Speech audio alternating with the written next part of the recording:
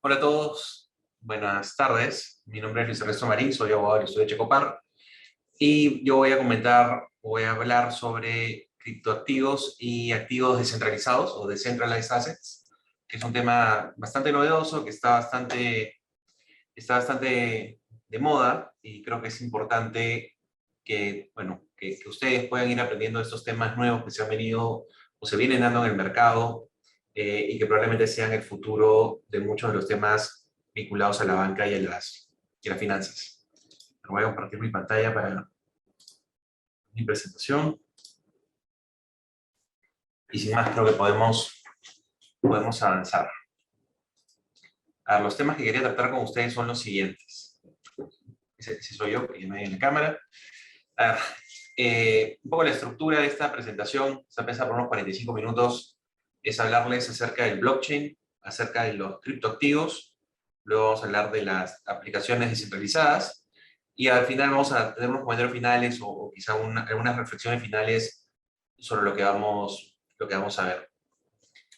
Entonces, la primera pregunta es, ¿por qué es importante hablar de esto hoy? ¿Por qué en un webinar sobre derecho estamos hablando de blockchain, estamos hablando de criptoactivos, de decentralized assets? O cuál es la razón por la cual resulta importante hablar de esto hoy en día? Y la verdad, y esto es algo que para algunos no, quizá no sea novedad, es porque no son temas que sean hoy una moda.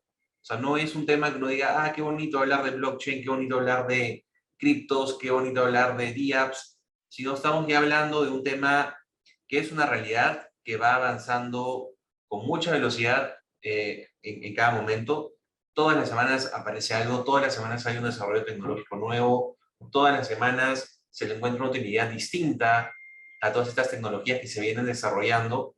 Entonces, la primera idea que creo que es importante transmitir es, esto no es una moda, esto no es algo que un grupo de personas está pensando y dice, ah, vamos a hacer esto y probablemente un año, año y medio, nada de esto, todo esto deje de existir. Esto es algo que ya existe desde hace un tiempo, como les decía, viene creciendo, viene avanzando, y como nunca antes estamos viviendo un aumento en el uso de la tecnología por parte de muchas personas, muchas empresas, muchos gobiernos también están explorando esas tecnologías. Entonces yo diría que no es un tema de una palabrita bonita o una palabrita de moda, sino es un tema que ha venido para quedarse. Y no hay que olvidar además que con el tema de la pandemia, las personas, digamos, han visto en la tecnología, digamos, un aliado, ¿no? Digamos que a pesar de las cuarentenas y demás, de no haber tenido la tecnología, el costo hubiera sido mucho mayor en términos, digamos, de poder trabajar, de poder comunicarnos, de poder hacer transacciones bancarias, entre otros. Entonces, la pandemia también ha hecho o ha generado que las personas comiencen a ver las nuevas tecnologías de una manera distinta, comiencen a interesarse en esto. Hay historias también de gente que invierte dinero en criptos. Esto no es una clase o no es una charla para decirles si inviertan o no inviertan, pero digamos, son palabras que cada vez se han popularizado más, la gente es un poco más consciente de esto. Y finalmente, esta es mi opinión personal, estas nuevas tecnologías, sobre todo lo del blockchain, es algo que en el futuro va a ser tan básico como lo que hoy vendría a ser saber utilizar el Internet. O sea, en el mundo del futuro, no saber cómo funciona el blockchain va a ser un problema, porque muchas industrias, en especial la financiera, pero no solamente la financiera, puede ir hasta el tema del real estate, energía, etcétera, van a terminar utilizando la tecnología blockchain como parte de su proceso de negocios. Entonces, es importante entenderlo y saber a qué se refiere. Entonces, ¿qué es el blockchain? Probablemente todo el mundo ha escuchado la palabra blockchain alguna vez. la palabra Bitcoin, piensan Bitcoin igual blockchain, blockchain igual Bitcoin, y el primer, digamos, concepto importante detrás de blockchain es Bitcoin y blockchain no son sinónimos. Blockchain es solamente, o por hecho, blockchain es algo mucho más amplio que el Bitcoin, que es simplemente una criptomoneda que opera sobre la base de un blockchain, pero tienen que pensar en el blockchain como, como un mundo mucho más amplio que soporta una serie de capacidades o aplicaciones. De hecho, y aquí hay una cita que está en inglés, pero que es de un reportero de Financial Times, de la parte de tecnología, y dice, el blockchain es el Bitcoin como el Internet es el email, ¿no? Es un sistema electrónico muy grande sobre el cual se pueden construir distintas aplicaciones. La moneda, en este caso el Bitcoin, que es probablemente la más conocida, es solamente una de ellas. Entonces, el primer concepto, el primer tema importante es, no son sinónimos. Blockchain es mucho más amplio, Bitcoin es solamente una criptomoneda que funciona sobre un ecosistema blockchain. Y ahora, ¿por qué el tema del blockchain llama tanto la atención o por qué es tan importante? ¿Por qué es que todo el mundo habla del blockchain y su utilidad? Hay una forma de escribir el blockchain que le llaman el protocolo de la confianza, ¿ya? Y esto es porque, de hecho, en cualquier transacción, cualquier intercambio de bienes y servicios, cualquier contrato, la desconfianza es un elemento que siempre está presente. Cuando firmamos un contrato, llegamos a un acuerdo con una persona, digamos, podemos siempre correr el riesgo de ¿va a cumplir? ¿No va a cumplir? Si le entrego un adelanto a una persona para que me haga un trabajo, para que me construya una casa, o cuando le entrego el precio de venta de un bien a una persona, ¿me entregará el bien que he querido, con las características que quiero? ¿Qué riesgos estás corriendo? Entonces, en términos generales, la desconfianza es algo que siempre está, es un tema de naturaleza humana, que está presente en el día a día y convivimos con ella. Estamos acostumbrados totalmente a convivir con la desconfianza. Y esta desconfianza que existe genera que tengamos que tomar seguridades adicionales para evitar problemas, ¿no? Y estas seguridades adicionales terminan generando un aumento en los costos de transacción. ¿A qué me refiero o cómo podemos ejemplificar esto? Cuando nosotros compramos un bien inmueble, más allá de lo que diga el Código Civil y demás, cuando compramos un bien inmueble, no es como que, dame las llaves de la casa y toma, aquí te entrego el dinero. Hay toda una formalidad detrás que implica ir a un notario, el notario escritura, el comprador le entrega el cheque al notario, el vendedor firma cuando le entregan el cheque, y el notario está ahí en medio como un intermediario que ayuda a superar ese problema de la confianza, ¿no? Es alguien en quien ambas partes confían, es, ok, recibo el cheque, entrego la propiedad y hago este intercambio. Pero el hecho de tener un notario en el medio implica un costo. Implica un costo por el trabajo que este notario naturalmente realiza. Entonces hay un incremento en los costos de transacción. Piensen también en la banca. El negocio de la banca es, yo tengo un superávit, tengo ahorros, los deposito en un banco sabiendo que el banco se los va a prestar a una persona que los necesita, que es lo que se le llama la intermediación financiera. Pero no es que yo presto directamente el dinero a quien lo necesita. El banco está en el medio y el banco es quien responde por el préstamo que hace a un eventual deudor. Pero el banco finalmente también cobra una comisión, está prestándote un servicio financiero, etcétera, etcétera, y está en el medio, ¿no? El banco le cobra al deudor una tasa de interés, a nosotros nos paga una tasa de interés un poco menor, y ese spread bancario es finalmente la ganancia del banco. Pero el banco no deja de ser un intermediario. ¿Por qué? Por la desconfianza que existe entre el que tiene el ahorro y el que lo necesita para poder invertir o hacer algún tipo de inversión o lo que fuere. Entonces, nuevamente, en cualquier relación comercial, en cualquier relación humana, siempre va a haber un problema de confianza y los intermediarios existen para, para poder mitigar esta desconfianza. Entonces, ¿por qué esta introducción sobre la confianza y el blockchain? Es un poco por el contexto en el cual nace el tema del blockchain o se comienza a mencionar. O sea, en realidad nadie sabe quién inventó el blockchain. O sea, nadie sabe quién salió con la idea de crear esta red. Quizá nunca lo sepamos.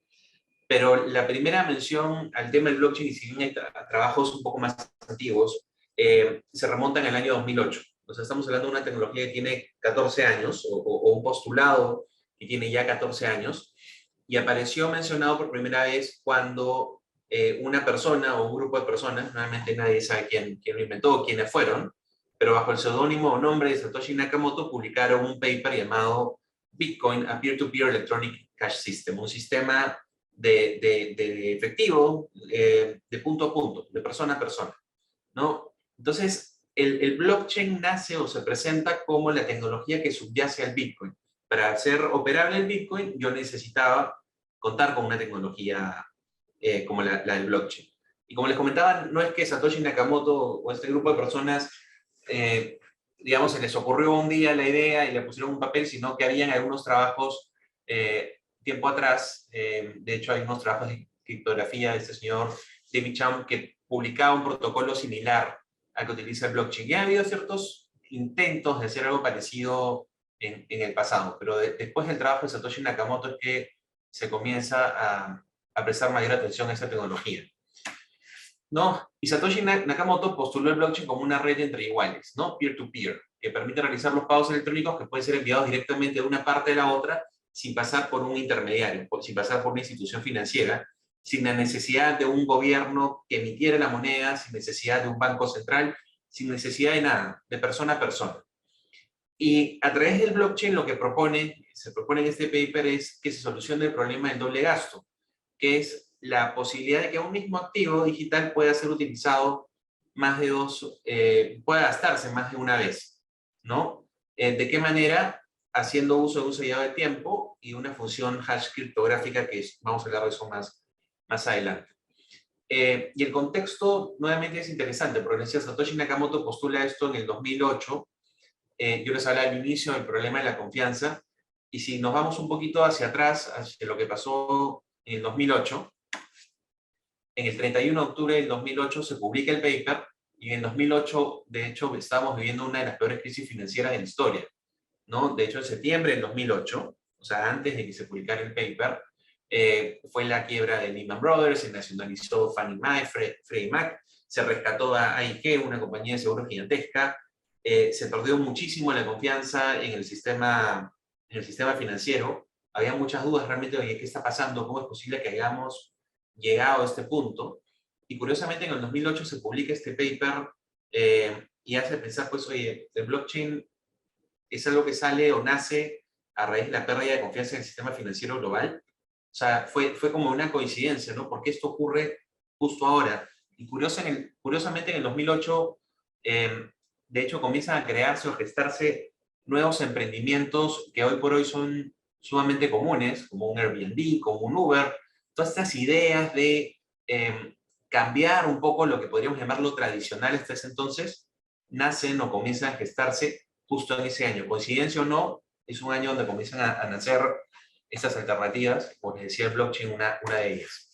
Aquí tienen una línea de tiempo un poco de la historia del blockchain, ¿no? Digamos, esto podemos remontar trabajos hasta el 2000, hasta el año 91, o sea, varios años atrás. En 2008 Satoshi Nakamoto publica el white paper de Bitcoin. En el 2009, de hecho, se lanza el Bitcoin y Satoshi Nakamoto desaparece, deja un mensaje oculto, perdón, en el bloque inicial del blockchain. Se comienza a hacer un mercado de criptomonedas, se realiza el primer pago con bitcoins. Satoshi desaparece en el 2011, todo el mundo lo espera pues, como un retorno, una suerte de mesías tecnológico. Dice que quien reclame o quien sea Satoshi Nakamoto sea que pueda mover los bitcoins que dejó en esa billetera. Ya en el 2011 las búsquedas en Google de esta palabra blockchain comienzan a popularizarse. 2012 comienza a aumentar la interés en la tecnología blockchain. En 2013 nace Ethereum, que es otra red también que es un blockchain distinto al de Bitcoin. Lo crea un chico, Vitalik Buterin, un chico que creo que tenía 19 años cuando se lanza esto. Se lanza Ethereum en el 2015. Y así podemos ir viendo cómo va avanzando este interés. Digamos, 2015 nace Hyperledger, que estudia este tema. Nasdaq comienza a estudiar cómo funciona esta tecnología. Y instituciones más grandes como Barclays, Credit Suisse, Goldman Sachs comienzan a pensar en cómo aprovechar la tecnología de blockchain. Lanza un consorcio que se llama R3. Pueden ver ahí cómo el tema ha venido avanzando en los últimos años con nombres grandes como Citibank, Visa, IBM, BBVA, UBS, Santander. Entonces, de repente, desde un paper publicado en el 2008 van a ver que el interés en el blockchain comienza a crecer, ¿no? Entonces, esto tiene que ser, lógicamente, porque se le está viendo un valor al uso de esta tecnología. Por eso yo les decía que es tan importante poder entender de qué trata, cómo funciona y cuáles son las distintas aplicaciones que se le pueden dar a un blockchain. De hecho, en el paper de Satoshi Nakamoto hay esta frase que lo que dice es que el diseño soporta una variedad muy diversa de posibles transacciones, ¿no? Transacciones, digamos, tipo escrow, contratos, arbitrajes, documentos que tienen que ser firmados por varias partes, etcétera, ¿no? Y pone, ¿no? O sea, si el Bitcoin, digamos, logra crecer, o sea, logra, jalar interés, son cosas que se pueden explorar en el futuro, ¿no? Y de alguna manera se tiene que diseñar para que puedan ser posibles estos desarrollos más adelante, ¿no? Si quieren buscar el paper de Satoshi Nakamoto, está en ese link, es bastante interesante. Y yendo un poco a qué cosa es el blockchain, yo les decía, blockchain no es lo mismo que Bitcoin. Lo que es el blockchain o la cadena de bloques no es otra cosa que una base de datos distribuida. Es como tener el mismo documento, el mismo archivo, el mismo todo en varios lugares al mismo tiempo, en simultáneo. De hecho, si ven la carátula de este libro, que yo se paso para los que tengan interés en estudiar temas de blockchain, criptomonedas y demás, se los recomiendo, es un libro bastante bueno y bastante fácil de entender. Van a ver que hay bastantes puntitos conectados entre ellos. Un poco esa es la idea, ¿no? O sea, es como todo está distribuido, está en el mismo lugar al mismo tiempo, ¿no? El registro está distribuido en diferentes espacios. Cada uno de esos espacios se llama nodos y todos están interconectados entre ellos. Cuando yo hago una transacción, se anota en todos los nodos en simultáneo. Digamos, estas transacciones, como les decía, se anotan en estos nodos de manera simultánea y se vincula a la transacción inmediata anterior a través del uso de una técnica criptográfica. Quizá una forma sencilla, media legal de tratar de explicarlo es como decir, como un tracto, ¿no? Como un tracto sucesivo, en el sentido que yo hago una transacción hoy y esa transacción se vincula al bloque anterior a través del uso de una técnica criptográfica. Esta a su vez está vinculada con la anterior y así. Y ahí se va formando la cadena de bloques, ¿no? Cuando se hace una transacción, en esta cadena de bloques se anota en simultáneo en todos los nodos, que son no es otra cosa que distintas computadoras que están interconectadas entre sí. Todas las transacciones se vuelven transparentes y los miembros de esa red pueden verificar cada una de esas transacciones. O sea, lo que yo puedo ver si soy parte de la red es verificar la transacción que se ha hecho, que es lo mismo que puede ser cualquier otra persona que forma parte de esa red. No es un sistema, pues, centralizado, no es un sistema, digamos, que esté únicamente almacenado en un computador central, sino todo está interconectado. Y acá es donde viene lo interesante. O sea, cada vez que se hace una transacción, yo les decía, se anota esto en este registro distribuido, ¿no? Eso es el blockchain. Vamos atando la cadenita, los bloques, con información a través de este cifrado criptográfico. A cada bloque se le pone un sellado de tiempo. Cada cierto tiempo, cada red blockchain cierra un bloque con información, le pone la hora, la fecha en la cual se cierra y se enlaza. Ahí es donde se va creando la cadena de bloques. Y como hace uso de una técnica de cifrado criptográfico, cada bloque no puede ser, o sea, el bloque no puede ser editado una vez que se cierra. Para poder editar el bloque, tú necesitas que todas las computadoras, que todos los miembros de la red, que cada uno de los nodos dé el consenso para poderlo editar. Y en la práctica, por el tamaño que tienen estas redes, es algo imposible de que ocurra. Entonces, a fin de cuentas, esto garantiza la seguridad de la cadena de bloques y garantiza también la inmutabilidad de los datos que están contenidos en el blockchain. Entonces, acá es donde viene lo interesante, ¿no? Digamos, cuando uno aplica esta tecnología, ¿no? La base de datos basada en blockchain contiene información histórica que es irrefutable, o sea, no se puede haber modificado, es inmutable, no se puede cambiar, no se puede haber cambiado, entonces hay confianza en esa red respecto a las transacciones o la información que contiene. No se puede modificar, no se puede revisar, todos tendrían que estar de acuerdo, es el tema de la gobernanza del blockchain.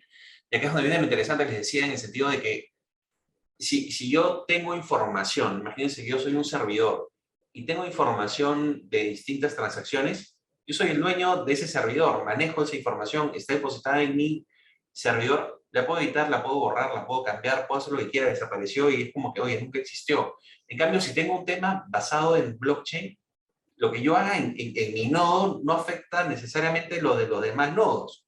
O sea, para que algo pueda cambiar en toda la red, todos tienen que estar de acuerdo. Y ahí es donde sale un poco el tema de, oye, ¿por qué vamos a modificar? Porque una persona pide que modifiques.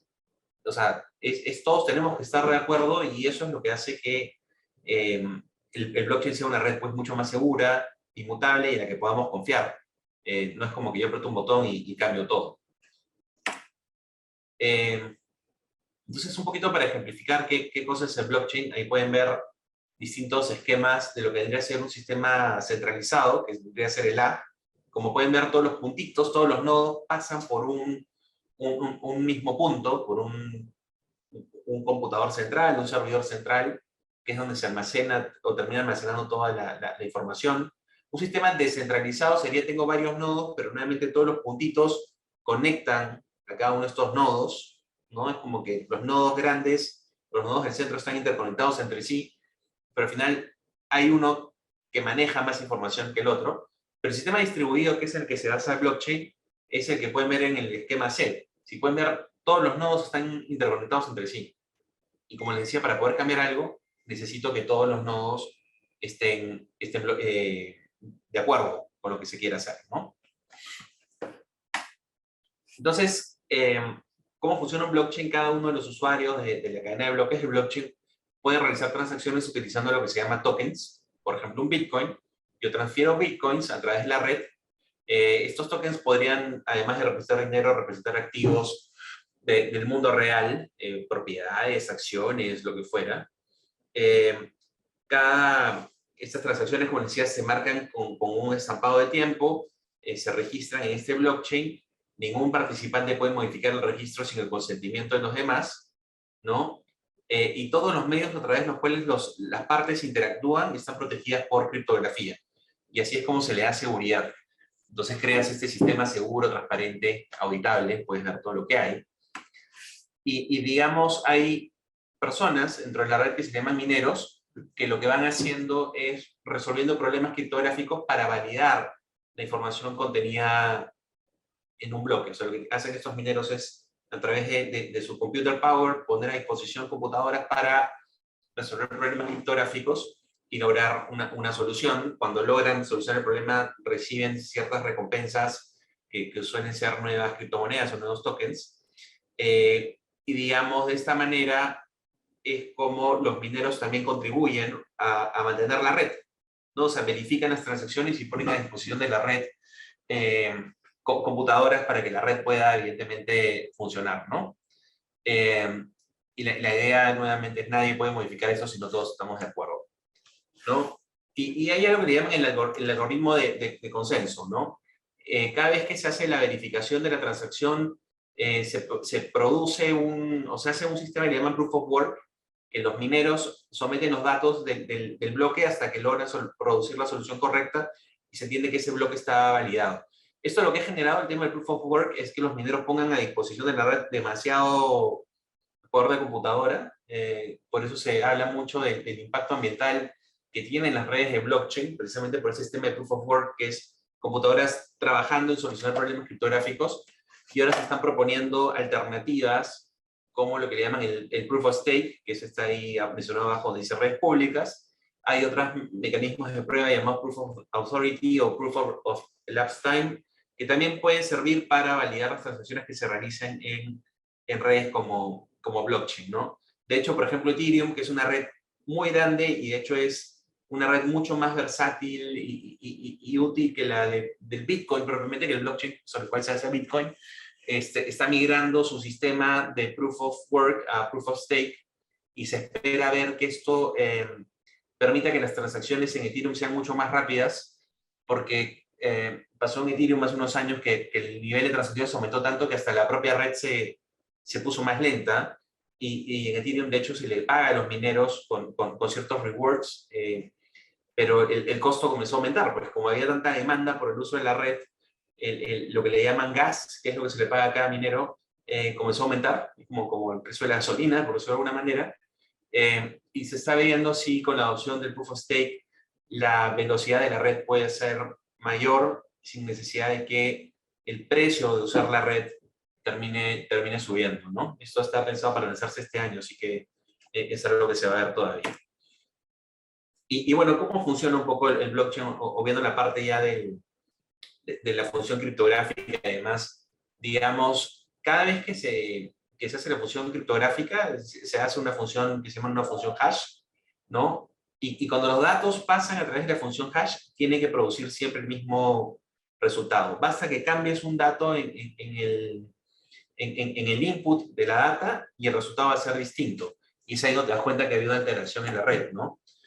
Digamos, en el caso de la red de Bitcoin, los registros está dividido en bloques de 10 minutos. Cada bloque contiene una referencia al hash de la transacción anterior, que vendría a ser como esas líneas azulitas que van vinculando los bloques. El último bloque que ven ahí en la presentación sería como el bloque en progreso, el bloque que se está creando.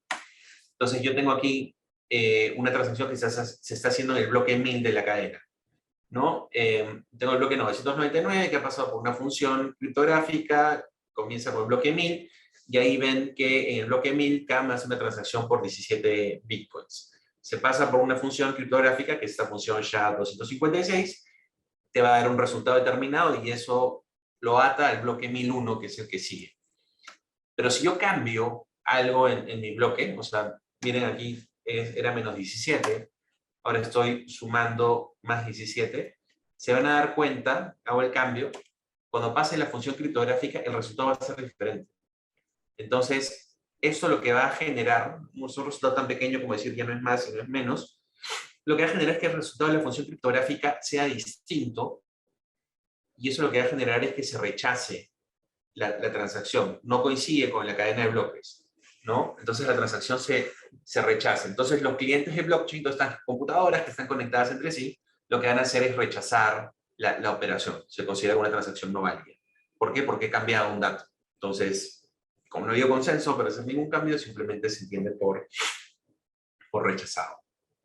Entonces, con todo este tema de blockchain, cadena de bloques, criptografía, seguridad, inmutabilidad en la red, etcétera, lo que se prevé es que las transacciones se puedan llevar de manera más segura, más transparente, de forma más eficiente, sin tanto intermediario, porque vamos a tener una cadena que va a ser más segura, en la cual las personas van a poder confiar, ¿no? Y esto lo que va a terminar generando es poder optimizar procesos, por ejemplo, la liquidación de valores, que hoy día puede tomar un día, 2 días, hasta 3 días, o en algunos casos hasta un poco más, que todo lo puedes hacer de inmediato, que las transacciones se efectúen o se realicen en simultáneo, que puedas comenzar a hacer transacciones sin intermediarios y demás. Esto también va a generar una reducción en los costos de transacción.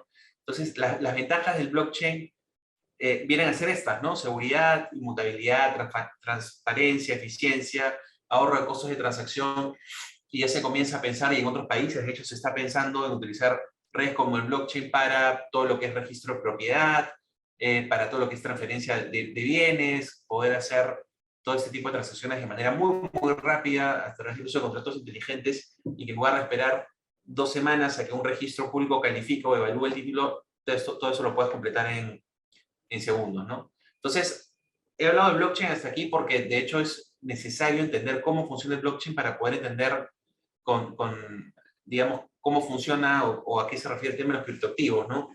Yo les decía, en el caso del blockchain, haces uso de criptografía para validar y poder atar cada uno de los bloques de la cadena. Y en el caso de los criptoactivos, eso es muy importante, blockchain y criptoactivos no son lo mismo. Digamos, el blockchain es una red, es una tecnología, no son lo mismo, pero los criptoactivos funcionan o existen en una cadena de bloques, ¿no? Y de hecho, algunas premisas básicas que les decía, blockchain no es lo mismo que criptoactivos. Las criptomonedas son una forma de criptoactivos, no es que solamente existen las criptomonedas son solamente un tipo de criptoactivo que se utiliza, digamos, como si fuera dinero. No lo es en estricto, pero digamos se utiliza como medio de intercambio. De hecho, hasta hace unos años el único exponente de criptoactivos era el Bitcoin como criptomoneda. Hoy existen diversos tipos de criptomonedas, o sea, existen un montón de criptomonedas, existen un montón de criptoactivos, y estos criptoactivos finalmente pueden ser fichas o tokens digitales que existen en un blockchain y permiten poder llevar a cabo determinadas transacciones comerciales, ¿no? Entonces, el criptoactivo por definición es un medio digital de intercambio que utiliza criptografía para asegurar las transacciones, y a su vez uno puede controlar dentro del blockchain la creación de unidades adicionales y verificar también cómo esos activos digitales se van transfiriendo dentro de la blockchain. Entonces, en el caso de la moneda, yo les decía, si yo transfiero moneda, el blockchain va a contener toda esta información, lo va a atar al bloque anterior, va a hacer la transacción en simultáneo y vamos a saber en base al registro distribuido quién es el titular de esa moneda. De la misma manera, si hablamos de un criptoactivo o un token que representa una propiedad de un bien en el mundo real, a través de ese criptoactivo que representa esa propiedad, voy a poder hacer la transacción de la misma manera, o puedo tener también lo que le llaman ahora los tokens no fungibles, los NFTs, que lo que hacen es asegurar que esa copia o ese bien que está representado en ese NFT es único, por eso el valor que tienen. Pero de alguna manera el criptoactivo no es otra cosa que un medio digital o un activo digital que existe dentro de este blockchain y se transa dentro de un blockchain determinado, ¿no? De hecho, las criptomonedas no son moneda, no son divisa, lo mismo pasa con los criptoactivos, pero pueden transferirse, almacenarse o negociarse por medios electrónicos, que es lo que viene ocurriendo ahora, ¿no?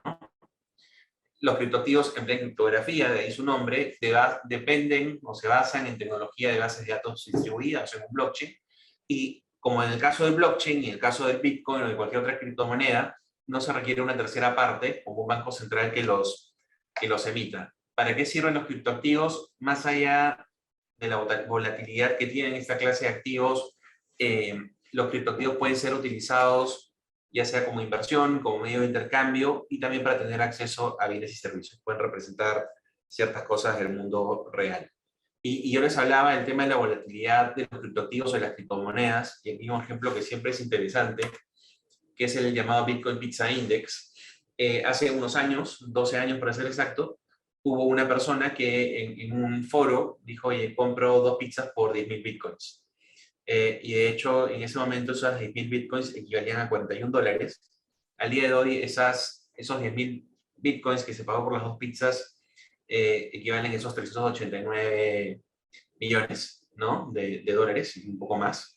Esto es algo que se calcula diariamente, un poco para que puedan ver cómo ha ido jugando la subida del Bitcoin como medio de intercambio, pero también representa un poco la volatilidad que esto tiene, ¿no? O sea, $41 hace 12 años, el año pasado eso estaba en más de $500,000, o sea que ha bajado, pero es así un poco como va evolucionando. Se espera que algún día la volatilidad del Bitcoin o en general de las criptomonedas pueda ser un poquito más, o sea, que la puedan ser un poco más estables, ¿no? Con menos volatilidad.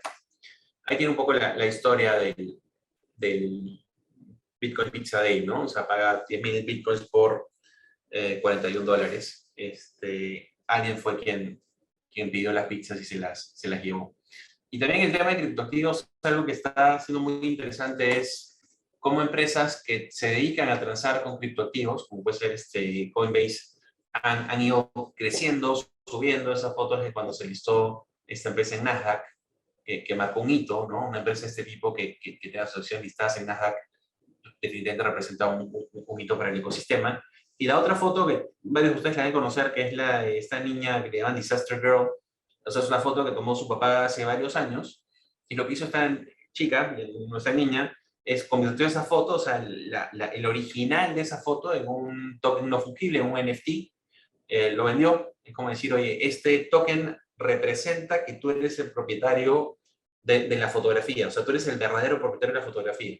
No sabía que la foto está en todos lados, evidentemente, pero tú eres el verdadero propietario de esta fotografía, y pasa lo mismo con obras de arte o con otros productos digitales que se están comercializando como NFTs, pero de hecho levantó tanta plata con la venta de su NFT, del NFT de esta foto, que se pudo pagar la universidad y creo que hasta le sobró más plata, ¿no? Entonces, lo que estamos viviendo ahora con todo el tema de criptoactivos, como les decía, está basado en una red como el blockchain y todo lo que hay a estos alrededores, estamos viendo una forma de generar valor de activos que probablemente uno decía, ¿cómo saco valor de esto? Y con el advenimiento de la Web3, que es una web donde las personas van a ser propietarias de su contenido, van a ser propietarias de lo que crean, de lo que producen, etcétera, y van a poder monetizar eso. Se espera que va a haber un crecimiento bastante fuerte de todo esto. Yendo a lo que son aplicaciones descentralizadas, o lo que llaman DApps, estas son aplicaciones informáticas que funcionan también en un blockchain, en un sistema de cómputo distribuido. Han comenzado a tener mucho éxito y mucha opción por el blockchain de Ethereum, que es un blockchain, digamos, un poquito más versátil que el blockchain sobre el cual funciona Bitcoin.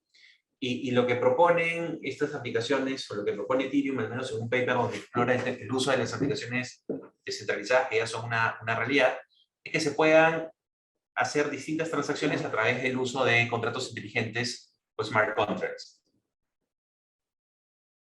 Entonces, al final, lo que estamos viendo es transacciones de distinto tipo que se pueden hacer en una red distribuida. Ahí está un poco lo que ya les estaba comentando, ¿no? Digamos, estas aplicaciones descentralizadas operan en una red blockchain o una red punto a punto, peer-to-peer, en lugar de una sola computadora. Y están siendo desarrolladas con distintos objetivos: juegos, finanzas, redes sociales, etcétera. Tienen algunas ventajas, ¿no? O sea, para empezar, no hay un órgano central que las administre, las transacciones se efectúan de inmediato. Algunas desventajas es que todavía no son temas tan conocidos, pero sí es algo que está comenzando a crecer en distintos aspectos y un poco ponía el tema en la mesa por lo que le llaman finanzas descentralizadas, ¿no? O sea, yo les hablaba de aplicaciones descentralizadas, pueden tener distintas utilidades, pero el tema de finanzas descentralizadas ya estamos hablando de poder hacer transacciones financieras o intercambio de bienes en distintos exchanges sin necesidad de utilizar a una banca central o bancos comerciales o intermediarios. Nuevamente comienzan a sacar el intermediario y todo lo comienzan a hacer a través de smart contracts y de blockchains, ¿no? Y de esta forma las transacciones se hacen a través del sistema sin necesidad de un intermediario centralizado, se hacen en tiempo real, se abaratan costos de transacción. Si yo tengo un superávit, tengo ahorros, se los puedo dar a alguien para que, a título de préstamo, para que los emplee, y el blockchain se encarga de que me paguen a tiempo, el blockchain le pide un colateral, que puede ser un token o un número de criptomonedas o lo que sea, pero comienzas a operar una plataforma totalmente descentralizada, totalmente segura, inmutable, que va a permitir que podamos hacer lo que hoy hacemos a través de intermediarios de manera directa. Entonces, por ejemplo, todo el tema de finanzas descentralizadas va a ser bastante importante y se prevé que va a ser un cambio importante en la forma como funciona el sistema financiero hoy por hoy. De hecho, muchos bancos también están explorando el tema de finanzas descentralizadas, pero también la fintech lo están viendo como una alternativa, ¿no? Para un poco alejarnos de lo tradicional, por decirlo de alguna manera. Y como comentarios, o algunos comentarios finales de mi presentación, hemos hablado de blockchain, hemos hablado de los criptoactivos, estamos hablando ahora de las aplicaciones descentralizadas y de este concepto de Decentralized Finance, o que se le llama DeFi también. Es el hecho de que mucha gente dice que esto, como decía al inicio, es una moda, es algo que no va a tener un futuro, es algo que es puro aire, que es puro mito, que nada de esto tiene un valor de por sí, que esto va a caer. Pero ¿por qué hablarles de estos temas y otros que han venido viendo en las distintas charlas de este seminario? Es porque esto sí va a tener un éxito, debería tener un éxito. Y un poco termino con esta reflexión, ¿no? Estas son algunas predicciones del pasado. La izquierda es una noticia que publicó Newsweek en el año 95, ¿no? Donde un poco decían el Internet no va a ser un gran éxito, o sea, no va a tener el éxito que se esperaría que tenga. Curiosamente, esto fue en el 95, algunos años después Newsweek dejó de publicarse en físico y pasó a ser publicado totalmente en un medio online. Hoy existe como un medio online, pero al comienzo como que le tiraron tierra, ¿no? Y hoy ya vemos claramente se equivocaron en su predicción. Y la otra noticia es una noticia un poco más moderna, pero del año 2000, donde lo que dice es un periódico inglés, ¿no? Que dice, el Internet va a ser algo pasajero, ¿no? Porque algunas personas ya están dejando de, de ocuparse, de verlo, están como dejándolo de lado. Y claramente, y prueba de que se equivocaron, es que estamos teniendo esta conversación a través de Internet. Entonces, como les decía, toda esta revolución que trae el blockchain, los criptoactivos, las aplicaciones descentralizadas y demás, que se basan en el blockchain, o sea, el blockchain es algo tan grande o mucho más fuerte de lo que el Internet fue en su momento. Entonces va a tomar algo de tiempo, un poco más de tiempo, que todo el mundo lo termine de entender, que se termine de familiarizar con eso, pero que va a ser parte de nuestras vidas en el futuro, de todas maneras, como el Internet lo es el día de hoy. Y ahí un poco el potencial es ver de qué manera le podemos sacar provecho, ¿no? Puede servir para finanzas, puede servir para temas de gobierno, puede servir para temas de registros públicos, puede servir incluso, y yo también creo en esto, en una forma de sacar intermediarios que te ayudan también a eliminar problemas como la corrupción, por ejemplo. Entonces, las posibilidades del blockchain, al final de cuentas, son infinitas, son inmensas, y un poco vale la pena darle una mirada a estos conceptos. Eh, yo con eso termino mi presentación. Si alguien tiene alguna pregunta, las canaliza a través del chat o de Q&A, se las hace llegar a IDEM. Con todo gusto las absolvemos. Si alguien quiere explorar un poco más sobre esas tecnologías, están los libros que les mostraba. Hay un montón de bibliografía además sobre estos temas, pero esos son bastante buenos. Y bueno, si alguien tiene alguna duda adicional, siéntase libre de escribirme o me contacta por LinkedIn o por donde les sea más conveniente. Muchas gracias a todos por su atención y espero que les haya parecido útil la charla. Gracias.